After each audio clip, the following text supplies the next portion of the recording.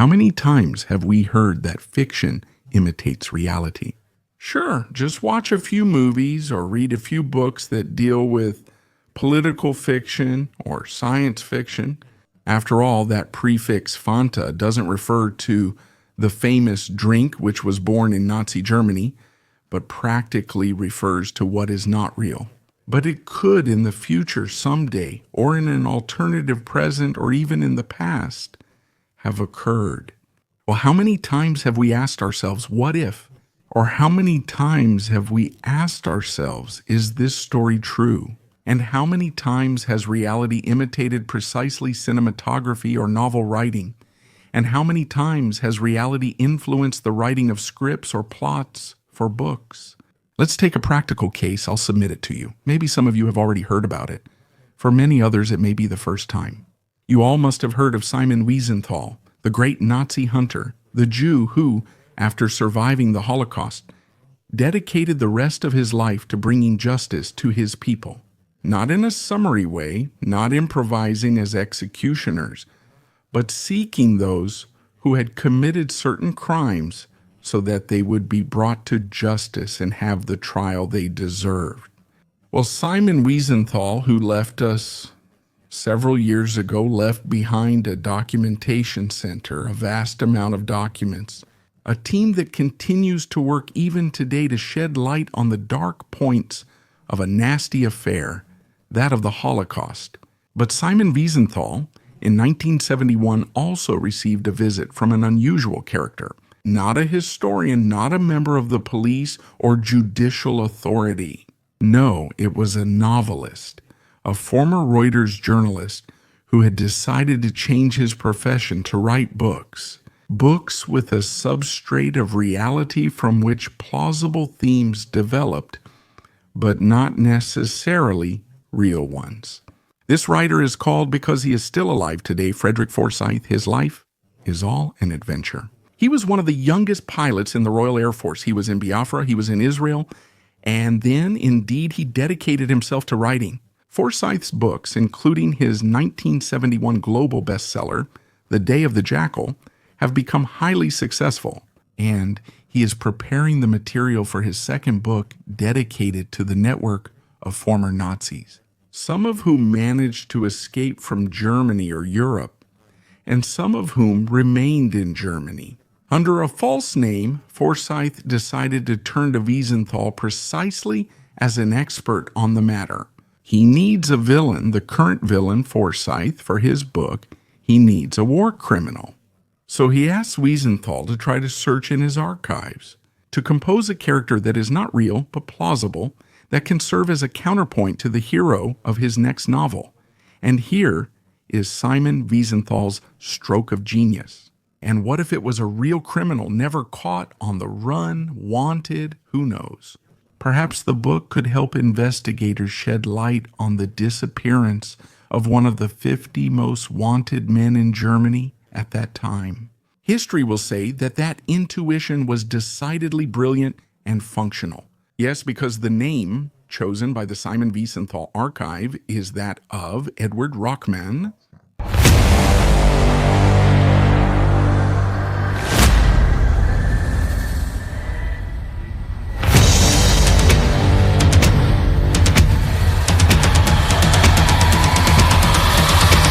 Rochman is an Austrian. Like so many other war criminals, think of Odilo Globoxnik Globus, or even think of Adolf Eichmann.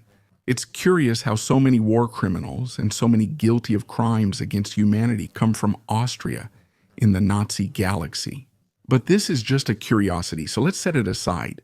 Rochman has been wanted for a long time by the authorities of the Federal Republic of Germany for war crimes and crimes against humanity.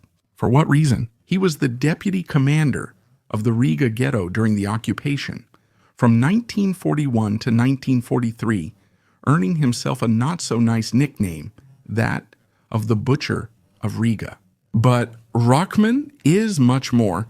Born in 1908 to a worker who works in a beer factory in Graz, Styria, Eduard Rochman spent his youth in Graz. He studies at university but doesn't graduate. In his early 30s, he develops a passion for politics. His friends of the time describe him as extremely argumentative and almost naturally inclined to seek debate, even violent, especially in the political field. And Rochman decides to channel this argumentative nature into two organizations that were outlawed in Austria at the time. One is the Nazi Party and the other are the SS. They are outlawed.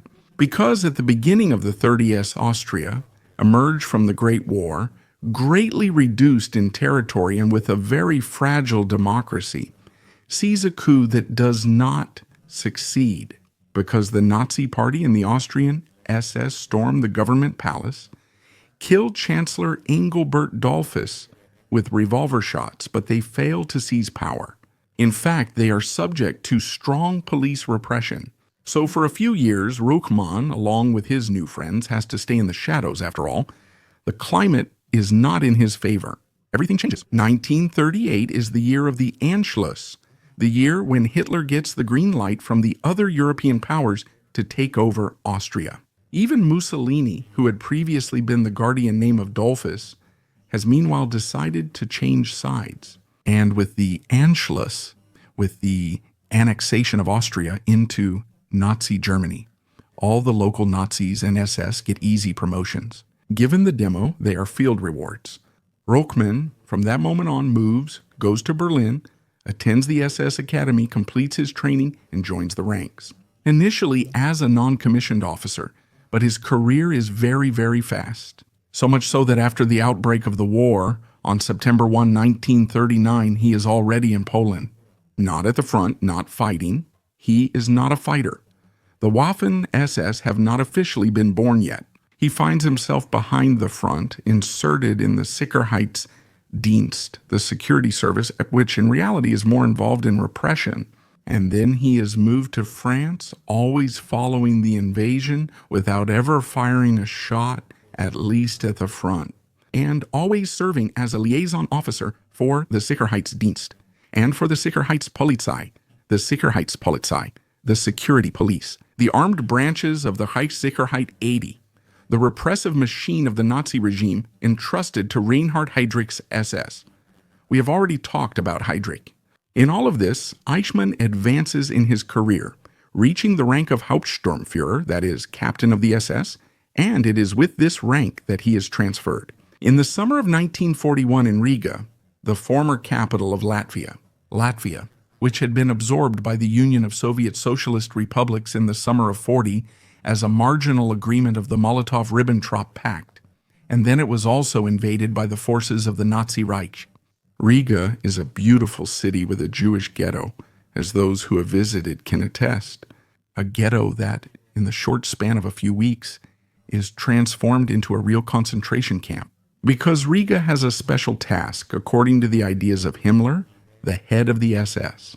We have not yet arrived at the definition of the Endlosion of the final solution. We will get there a few months later. Advance and we have already talked about it. But in the meantime, if ghettos have already been built or renovated in Poland, there is a need on the part of the Nazi authority to do something for the tens of thousands or hundreds of thousands of German and Austrian Jews, but also Bohemians who still do not have a destination. It is still not known where to send them, and Himmler's idea is to send them all to Riga, concentrate them there, start killing them there, and then we'll see. Train convoys set off from Germany, from Austria, but also from Theresienstadt, the model ghetto in Bohemia, towards occupied Riga. In Riga, there are 3 of them. In command, there is Sturmbannführer Rudolf Lange, who, among other things, will participate in the base conference. He is in charge of all the Sicherheitsdienst in the Ostland area, as the Baltic states are renamed based on. Then there's Kurt Kraus, Lange's equal and in charge of the camps in Latvia. And finally there's him, Eduard Rochman, deputy commander of the Riga ghetto, with organizational duties, but not only. Yes, because Rochman, in the short span of a few months, becomes known to the prisoners as a very cunning, even shrewd and ruthless man. Riga becomes a hell on earth, the Riga ghetto, clearly. A hell that lasts until the fall of 1943, when the camp is essentially cleared and the remaining prisoners are redistributed.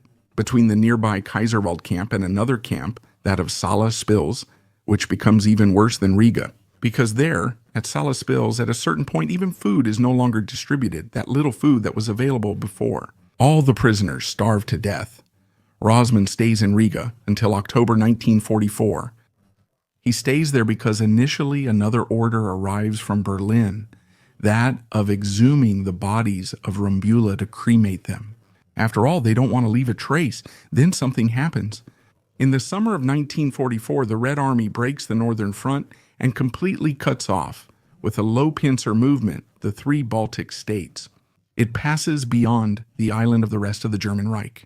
Inside, within the Austrian, 14 German divisions remain that from that moment on will have to reckon with ever-decreasing ammunition, ever-decreasing food rations, and the prospect of having to surrender or die. After all, Hitler does not admit the possibility of surrender. The SS panic. They know that if the Russians get their hands on them, there will be no mercy. Rochman also knows that in early October 44, while on the outskirts of Riga, the mortar and artillery fire of the Soviets can already be heard. He requisitions a loaded ship, the last survivors of Kaiserwald, those who had survived the Riga ghetto before, and he brings them back to Germany, or rather to Anzika, because nearby there is a Stutthof camp where the survivors are locked up and forced to work, as had happened in Kaiserwald, in the carpentry. From that moment, we are at the end of 1944. Rochman returns to Berlin leading the SS. His fate, after April 1945, remains unknown. But his is not a suicide, and he didn't even die in combat like his former superior, Rudolf Lange, who died in Poznan in February 1945. Rochman, like many of his comrades, disguised himself as a German soldier.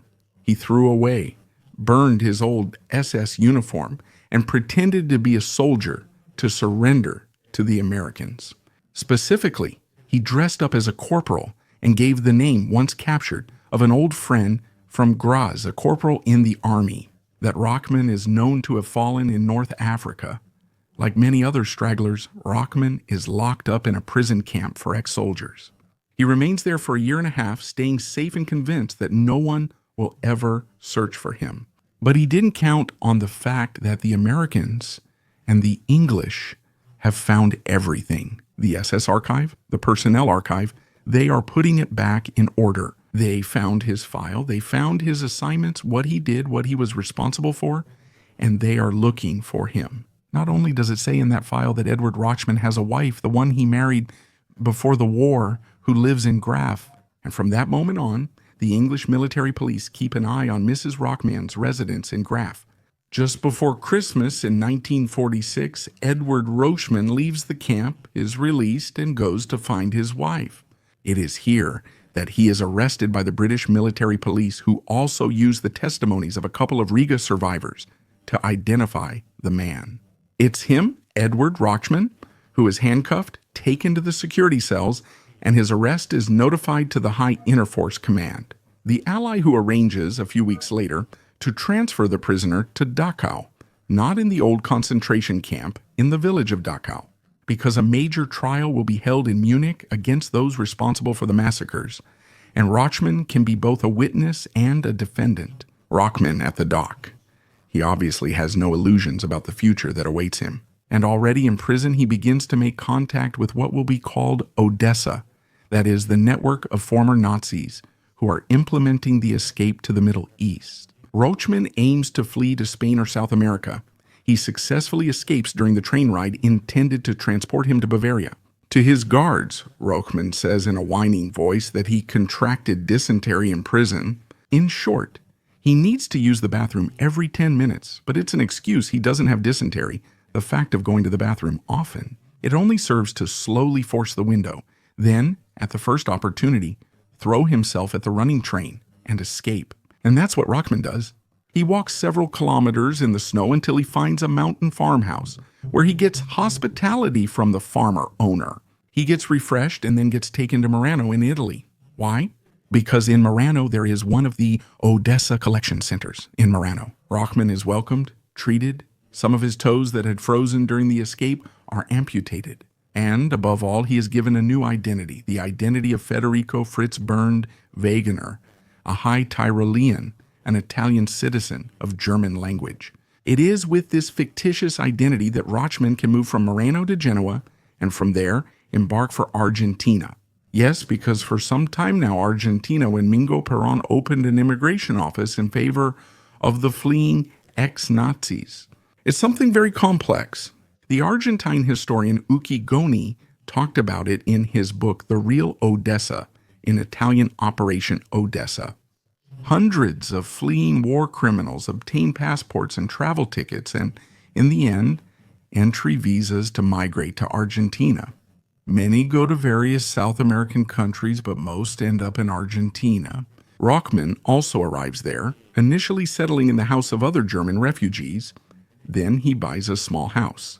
He goes to work as an accountant in an Argentine lumber company, meets an Argentine secretary, falls in love with her, and marries her. Too bad he never legally divorced his first wife. And when the first wife finds out, she reports her husband, adultera for bigamy for a certain period. Rochman in Argentina, who still continues to call himself Fritz Bernwegener. He's in trouble. The Argentine wife leaves him. He has to lay low for a while until the waters calm down. In 1959, Eduard Rochman, alias Fritz Bernwegener, obtains Argentine citizenship. In short, it seems like paradise is ahead for him. That's not the case because, in reality, Nazi hunters, starting with Simon Wiesenthal, continue to search for him. Rochman can't imagine it, and he can't even imagine that British writer Forsyth got all the documentation on Eduard Rochman from Wiesenthal, about who he was, about the so-called Butcher of Riga, about one of the 50 most wanted criminals by the Federal Republic of Germany. He can't know that that card, that profile, ends first in a worldwide best-selling book and then in 1974 in a successful film, a film that at a certain point is also screened in Argentina. The neighbor of Rochman recognizes in Fritz Bernwegener, the antagonist present in the book and in the movie. The report arrives at the German consulate. From here, the consulate transmits it to the Z Commission in Ludwigsburg, the interministerial committee that is precisely in charge of instructing the procedural practices against war criminals. The Z Commission activates the Hamburg court and the Hamburg police, which are competent for territory, for crimes committed in the Baltic territories during the war. In 1977, through the German Foreign Ministry, the extradition request arrives. Germany wants it back. Eduard Rochman seeks to prosecute him for severe offenses, including war crimes, complicity in massacre, and torture rather than bigamy. But Rochman vanishes into thin air. On July 1, 1977, Rochman is stopped for the first time for identification. He still provides his credentials as an Argentine citizen, as Fritz Bernwegener. He is registered and released on bail after 48 hours. He should stay at his residence, but he runs away. And when a few days later the police come knocking at his door to take him back and put him in jail, waiting to send him back to Germany, they find no one. Rochman has run away. Where has he run away to? In Paraguay, because at that time, the dictator of Paraguay, Alfredo Stroessner, had solid contacts with many former Nazis. Some of these served as military advisors for the Paraguayan armed forces. So, is Paraguay still a safe haven for former Nazis? Rochman is nevertheless now an old man. Almost 70 years old, his health is not impeccable, and he limps noticeably. After all, he is missing some toes and has to wear orthopedic shoes. On August 10, 1977, a case of heart attack due to cardiac arrest was reported in Asunción, the capital of Paraguay. The corpse present in the morgue shows the absence of some toes on both feet, amputated some time ago, and the fact that the man admitted there and already in cardiac arrest at the hospital was wearing orthopedic shoes. The photographs confirm that Eduard Rochman is dead. He is dead. During his escape, he suffered a heat stroke that led to a cardiac arrest and death. The mystery deepens when the body vanishes from the morgue a few days later, leaving no further information. There are those who say that it was taken by some anonymous avengers who would have burned it. There are those who say that it was instead taken by his old comrades who would have removed it from further analysis. Who knows? No one will ever know the truth. And no one will be able to question Eduard Rochman, the butcher of Riga, the man who could perhaps reveal something more about the diabolical mechanism of the concentration camps, about the final solution, about everything that had been decided to be done to operate. A huge ethnic cleansing in Europe, an ethnic cleansing that cost the lives of nearly 14 million people. Jews, Russians, Poles, Roma, Sinti, homosexuals, Freemasons. Anyone could oppose the nightmare of the Nazi swastika.